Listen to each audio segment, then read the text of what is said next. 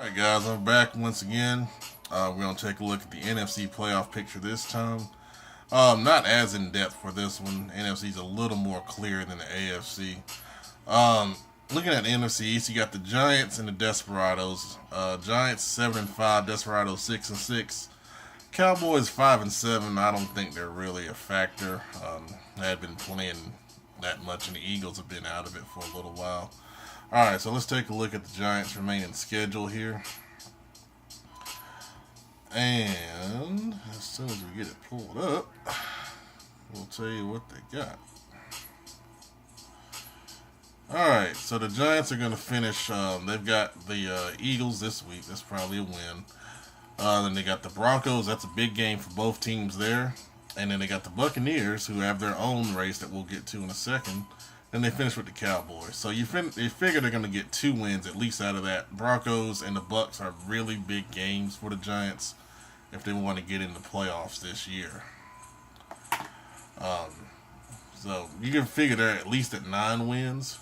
Is that going to be enough to hold off the Desperados? They're only at 6 right now. So they've got some work to do for sure. But I know they've beaten the Giants at least once. Let me see who has the season series. Okay, the Giants beat them by 3, then the Desperados beat them by 3, so that's a tie. That's a tie, so the tiebreaker's not a factor. Alright, so the Desperados have the Buccaneers, they have the Chargers, the Cowboys, and the Saints. So that is going to be a tough battle to try to overcome the Giants, who are basically going to get 2 free wins. So they're going to have to probably win out and then, hope they get a little help with the Giants to try to get the division there. But the Cowboys and Saints, those might be free wins. The Saints have been on auto for a little bit. The Cowboys haven't been playing much. So the Bucs and the Chargers, these 2 weeks right here, are going to determine if they're going to be in it or if they're going to be out of it. And that's if they can play. If they can't play, then obviously, it's going to be the Giants division. Okay, NFC West, you got pretty much a 2-team race now between the Rams and the 49ers. Marshall's at 6-6. I think their schedule's too tough down the stretch, but we'll analyze it. Alright, so the Rams have a 2-game lead on the 49ers, and I think they just beat the 49ers, and they might have the season series on them. Let's take a look. And the Rams at 11-1, we all know Deontay's been a really good player for a while. So they actually got the 49ers this week. And then they've got the Oilers, Seahawks, and Packers. Now, the Seahawks game will be interesting. They have trouble defending speed, and the Seahawks have a lot of speed. So that won't be an easy Week 16 game. The other ones, I like them in the other 2 games of the Oilers and Packers. They beat the 49ers earlier this year, 14-10, very close game.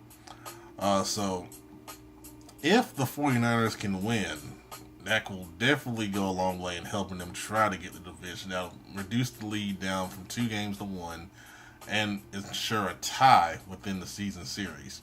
So if the Rams win this week, they've got the division pretty much wrapped up. So a big game this week for the NFC West. Conversely, for the 49ers, 9-3, I think they've got a really good shot at a wild card here, which, they have really come a long way in San Francisco and built that team up. And it's really, really good to see that. Alright, so they're going to finish up with the Rams. Then they got the Jags, the Bulls, which are no longer a pushover with the new owner. And then they got the Conquistadors, and that's pretty much going to be a win. So you figure they're going to get the 10 and possibly 11 with the Bulls being their Week 16. 10 wins in the NFC, it's going to be a pretty good shot to get in. You get to 11, I think you got it for the wild card. We'll take a look at Marshall's. Seahawks, I think, are too far out of it, but they're dangerous coming down the stretch if they're playing playoff teams. So for the Marshalls at 6-6, and that's going to really looking at conference record for them. So they're going to have to win NFC games to have a shot at a tie break. They got the Bulls, Packers, Jags, and Falcons. So there'll be a factor coming down the stretch playing the Jags and the Falcons in the playoff races in week 16 and 17.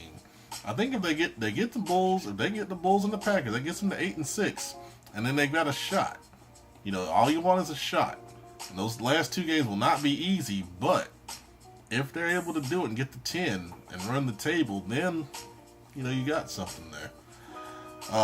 That conference record at 4 and 6 right now really hurts them. That's really a big hurt. All right, so in the NFC North, you got a two-team race between the Vikings and the Bears. I believe they play this week. Very big game between two rivals. Let's take a look at the Vikings schedule coming down the stretch here. All right, so you got, obviously they got the Bears this week. Then they got the Shamrocks, Conquistadors, and Seahawks. So there's the Seahawks again playing a role. And that Shamrocks game will not be easy. Conquistadors will probably be a win. Earlier this year, the Vikings did beat the Bears 52-41 in a shootout. So this is a really big game for the Bears to try to get that split on the year and not get a situation where the Vikings have a tiebreaker over them for the division. Conversely, for the Bears, also 8 and 4. Let's take a look at their schedule coming down the stretch, and they're actually going to start a different quarterback. I don't know if it's just for this game or for the season, but Cardale Jones is going to be their starter, at least for this week. All right, so they got the Vikings, Seahawks, there they are again, Packers, and then the Bengals, week 17. So they're going to be, affecting playoff races. Not only in their own division, but in the AFC as well with that Bengals Week 17 game. So really interesting. And I think that's going to come down to Week 17 with the way those schedules are shaped in the the NFC North. All right, NFC South. You got an interesting race here with the Falcons at 9 and 3, Bucks 8 and 4, Panthers 6 and 6. Panthers more or less looking at a wild card possibility situation. Well, let's take a look at the division. I'm pretty sure that the Falcons and Bucks have split on the year. I know the Falcons just beat the Bucks, and I think the Bucks beat the Falcons earlier this year. And yes, that's correct. They split on the season series. Falcons down the stretch, they got the Cowboys, Panthers, Eagles, and Marshalls. So that's a mixed bag there. Cowboys don't think they're going to play. Panthers, that will be an interesting game to say the least. They did beat them 20-6 back in week 12. That might be a do or die for the Panthers there. If they lose that one, it might be over. Eagles, that should be a win. And then the Marshalls, that's going to be a really interesting game, week 17 there for the Falcons. Then conversely for the Buccaneers, who are a game behind at 8 and 4, they really could have did some damage there if they beat the Falcons last week. That would have gave them the tiebreaker, and that would have evened up the overall records as well. So let's take a look. All right, so they have the Desperados this week, then the Jets, then the Giants, then the Dolphins. All right, so Desperados, that's going to be a really interesting game if they play. That could be 50-50. Jets will be a tough game. Giants won't be easy. And then week 17 Dolphins, who knows what the hell they're doing. So that'll probably be a win. I'm going to give the Bucks at least 9. And then those three games, week 14, 15, and 16, are real toss-ups. So if they're going to get in, I think they're going to have to earn it. It's not going to be given to them like some of these other teams have easier schedules going down the stretch. They do not. And then we'll take a look at the Panthers, just more for wild card purposes, not really the division. And we've got, all right, they have the Saints. That'll be a win. Falcons, the Saints again. It's 2 wins. And then week 17 against the Patriots. And that's going to be a real 50-50 game. So they've got 2 wins. They're going to get to 8. And if they can beat the Falcons and Patriots, run the table, they're at 10 and 6. And I think 10 wins will give you a good shot at a wild card. So they're kind of like, they're in an easier situation than the Marshals, who have to beat, some tougher teams. But luckily, the Panthers to luck up and get the Saints twice, who are, on a break. So if you're a wild card team, a prospective wild card team in NFC, you gotta say, well, damn, we still gotta worry about the Panthers there, because they're gonna at least get the 8 wins and play 2, and you could get in. All right, so you look at the NFC overall. You got to figure the Rams are going to be number 1 seed, winning the NFC West. The number 2 seed is going to come down to, I believe, the winner of the NFC South or the winner of the NFC North. Right now, the Falcons are in the lead at 9-3 for the number 2 seed. And then you got Vikings, Bears, both at 8-4. I don't think the NFC East winner will get enough wins to get into that race for the top 2 seeds. So that's why I think it's going to be the Rams and then either Falcons, Vikings, or Bears. That's what I believe.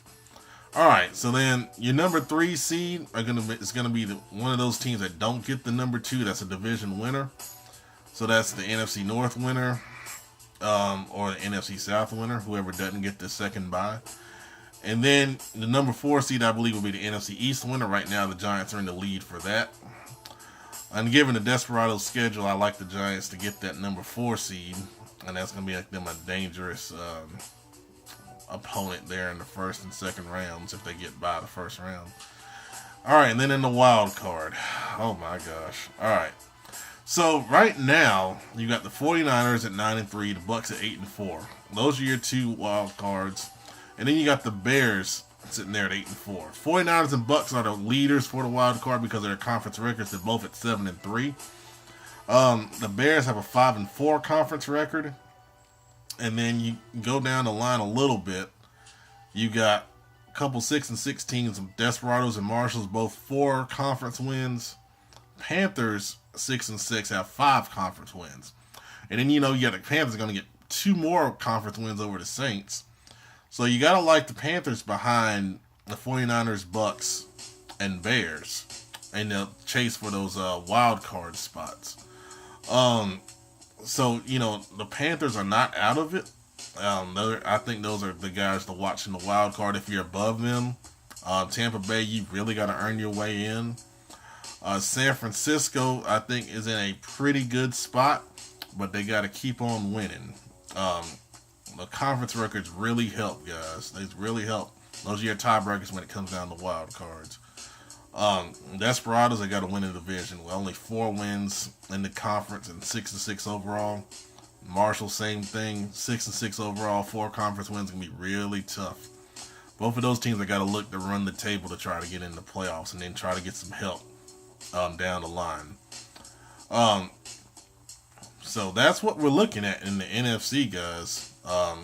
Good races in both conferences. Really like it this year, and that's why we decided to. That's why I decided to kind of go ahead and do a breakdown and see where everybody is going into these last 4 weeks.